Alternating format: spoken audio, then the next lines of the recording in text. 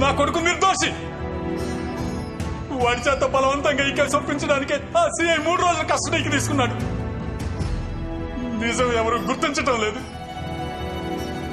పోలీసులు నా కొడుకును వదిలేసే వరకు నేను నా భార్య ఈ ఇంట్లోనే ఆమరణ నిరాహార దీక్ష కూర్చుంటున్నాం. ఎవరైనా తలుపులు పగలగొట్టుకుని లోపలికి రావాలని చూశారా? తగలబెట్టుకొని చచ్చిపోతాం. నా కొడుకు మళ్ళీ తిరిగి ఇంటికి వచ్చినప్పుడే ఆ తలుపులు తెరుచుకుంటాయి. రాలేదో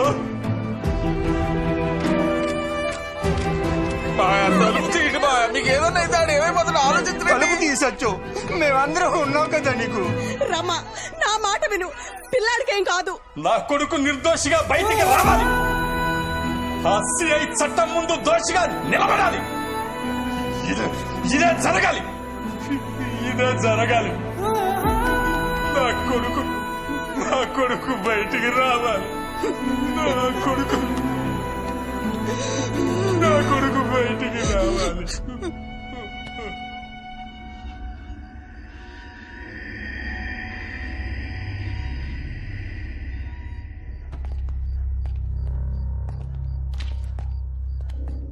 ఏమైనా తిన్నాడా?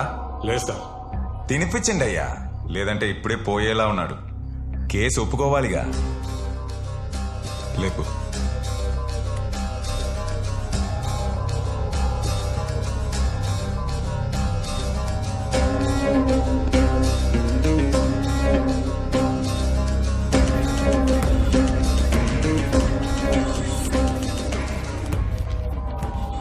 నువ్వే మర్డర్ చేసినట్లు ఒప్పుకున్నానని ఈ స్టేట్మెంట్ లో సంతకం పెట్టరా.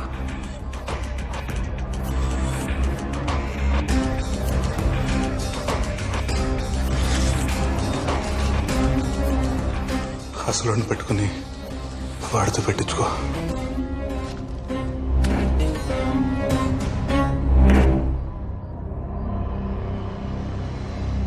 రెడీ.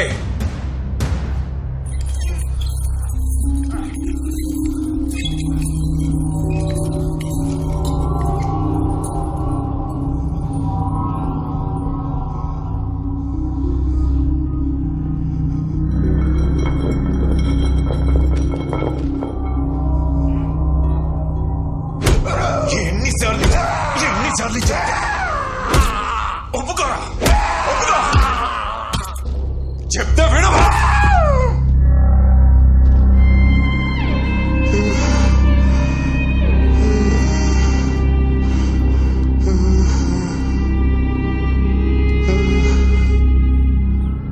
నిన్న రాత్రి నుంచి ఆమరణ నిరాహార దీక్ష కూర్చున్న అతని తల్లిదండ్రులకి సపోర్ట్ గా కాలనీ వాళ్ళు అలాగే ఫ్రెండ్స్ ఈ దీక్షలో పాల్గొంటున్నారు.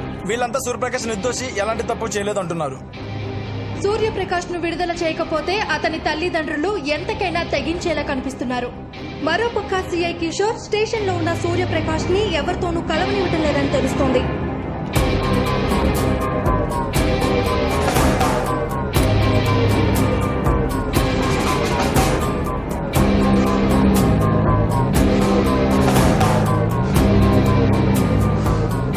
రెడ్డి, ఏ కేసుకి ఇంత టైం పట్టలేదయ్యా. వాడిని నీట్గా రెడీ చేయి. రేపు పొద్దున వాడితో పని ఉంది.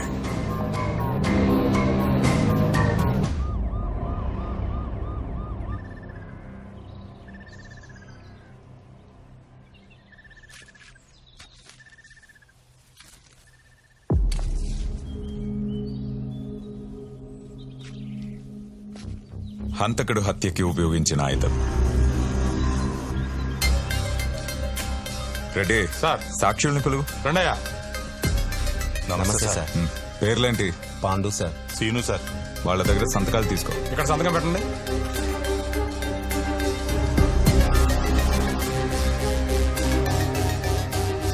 హత్య చేసినప్పుడు హంతకుడు వేసుకున్న షర్ట్.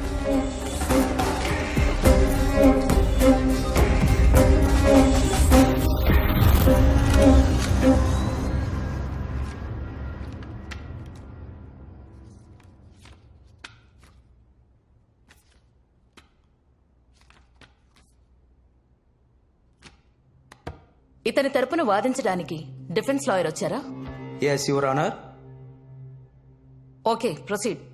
యువర్ ఆనర్, ఈ కేసు వాదించడానికి కొంత టైం ఇవ్వవలసిందిగా కోర్టు వారిని కోరుతున్నాను.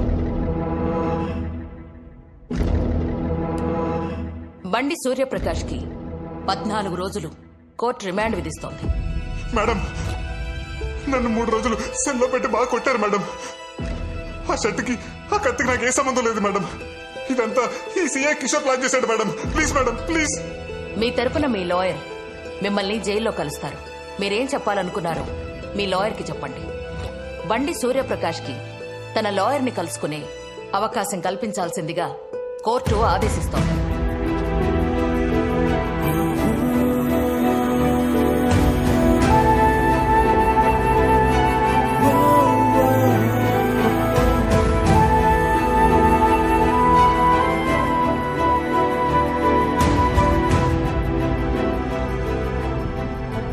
కోర్టు నాకు ఇచ్చిన లీగల్ ఎయిడ్ సర్వీస్ కూడా మేనేజ్ చేసి 14 days రిమాండ్ పడేలా చేశారు.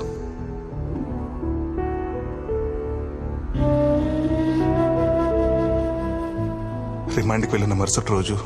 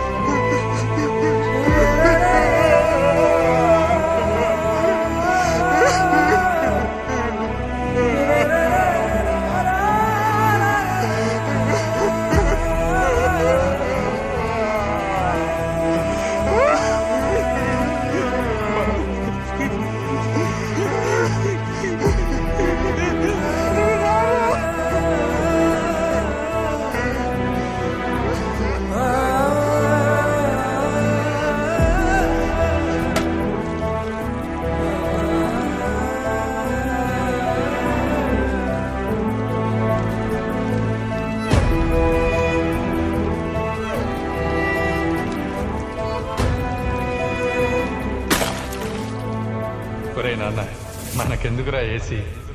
ఊరుకోండి నాన్న, ఈసారి అండ్లెక్క వంట. ఆ వేడి మీరు తట్టుకోలేరు.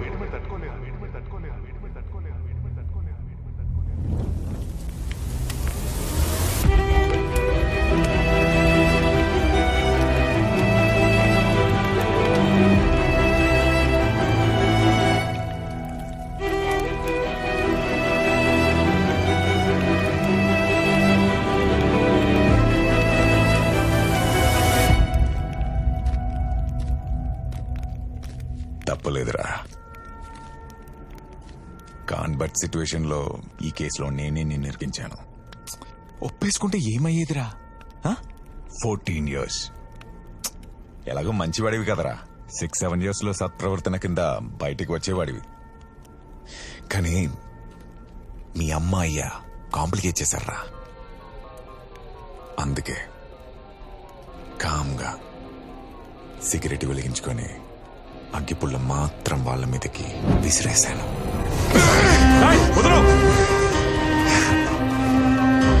అప్పుడు బ్రతికేస్తారేమో అని చిన్న డౌట్ వచ్చిందిరా.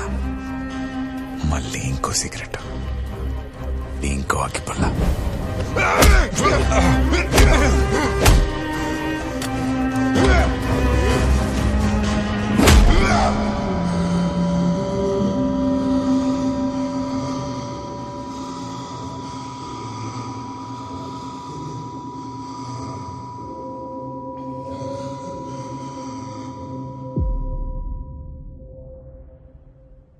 చంపేశారు భయ్యా.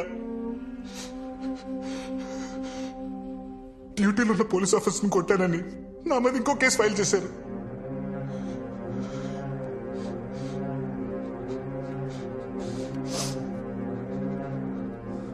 మరి ఈ విషయం కోర్టుకు చెప్పాల్సింది కదా భయ్యా. వాడే చంపాడని ప్రూవ్ చేయాలంటే నేను కోర్టుకు వెళ్ళాలి. అదే వాడినే చంపాలంటే ఈ జైలు దాటితే చాలనిపించింది.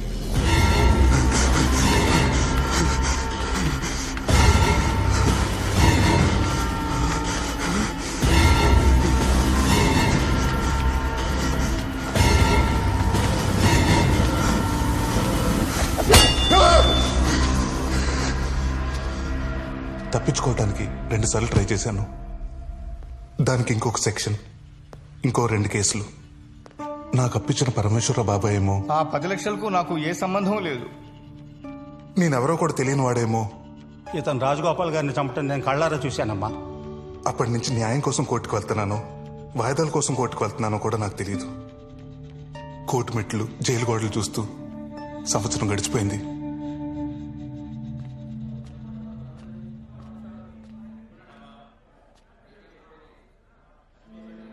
నేను కలవడానికి మీనాక్షి వాళ్ళ నాన్నగారు వచ్చారు. రండి అంకుల్.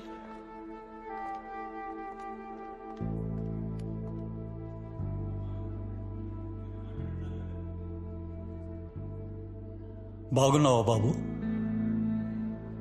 మన మధ్య ఇలాంటి రోజు ఒకటి వస్తుందని నేను ఎప్పుడూ అనుకోలేదు.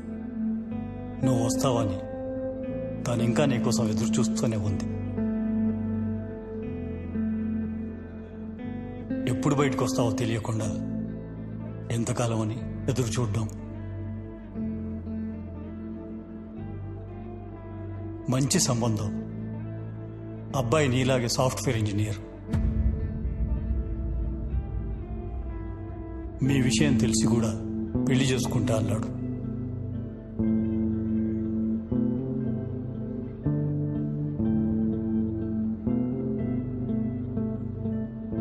నిజమే మీనాక్షి,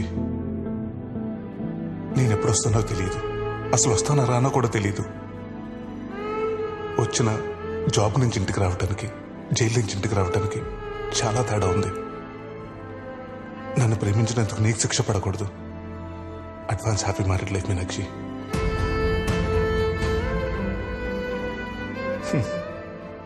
నువ్వు అనేదాను కదా, పిల్లలు చెప్పడానికి ఒక కథ ఉండాలని. అవును, ఇప్పుడు అది నీకుంది. బాయ్.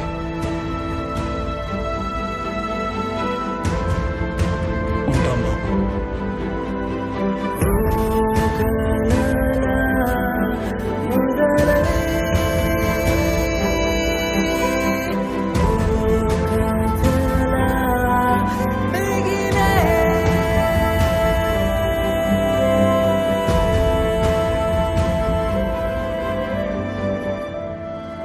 ములాఖత్ అంటే మామూలుగా మాట్లాడడానికి వస్తారనుకున్నాను కానీ ఇలాంటి డెసిషన్ తీసుకుంటారనుకోలేదు బా. నువ్వేం డిసిషన్ తీసుకున్నారా? నేనేం డెసిషన్ తీసుకుంటాను? రే, నన్ను కలవటానికి ఇంకెప్పుడు ములాఖాతుకు రావద్దు. బా నువ్వు ఇక్కడికి వస్తున్నావని ఆ కిషోర్ గడికి తెలిస్తే నేనేమైనా చేస్తాడు. ఆయన నేను చూసుకుంటానులే బా. ఆయన నువ్వు లోపలికి వెళ్ళు.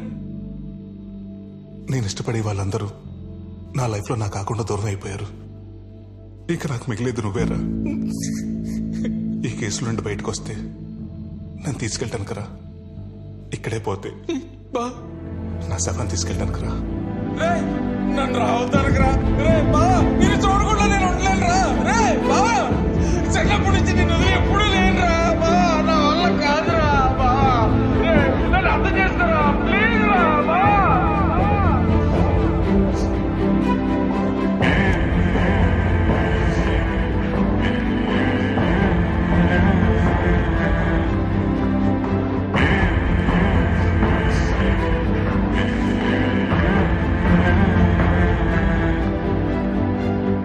అప్పటికెళ్ళి సంతోష్ మిమ్మల్ని కలవనికి రాలేదా?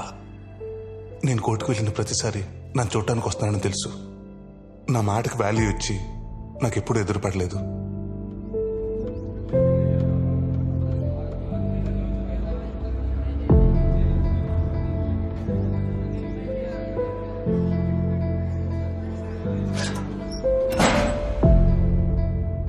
తర్వాత మీడియా నా గురించి రాయటం మానేసి జనాలు నా గురించి మాట్లాడుకోవడం మానేసి న్యాయం నన్ను పలకరించడం మానేసి 5 ఏళ్ళైంది.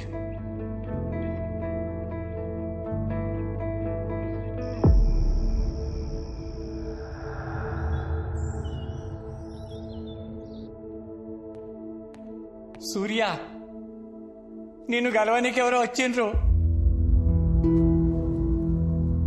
ఏంది ఆలోచిస్తున్నావు?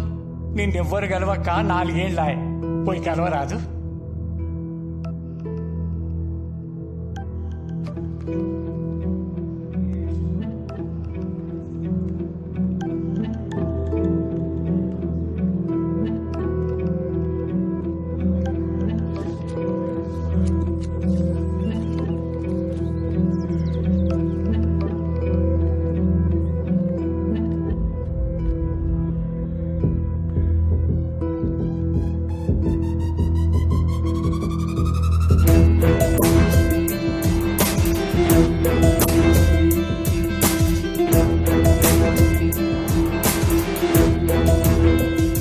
Hi, I'm Aadya, advocate.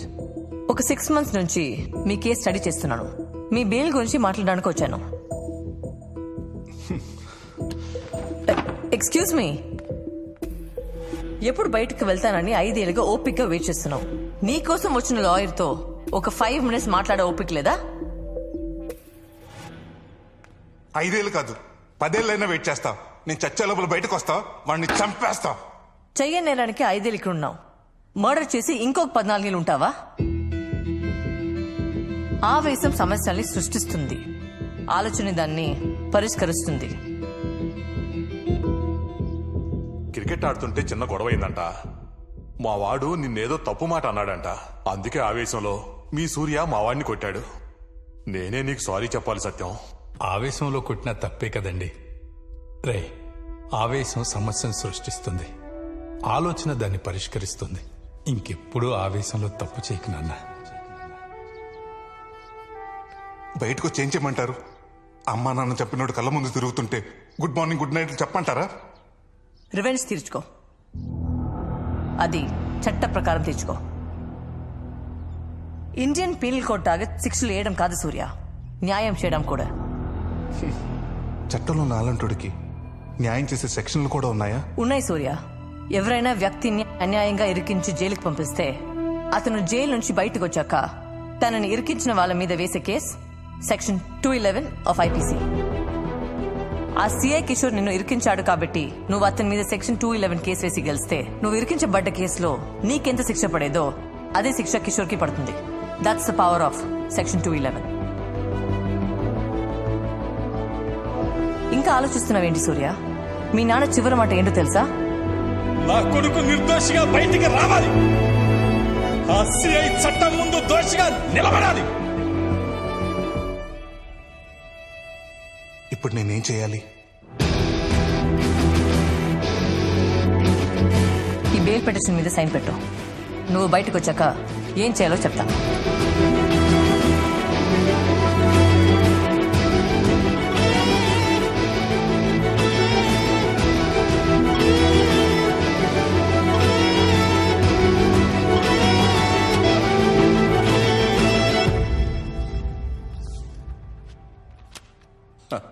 మొత్తానికి సూర్యకి బెయిల్ తీసుకొచ్చావు.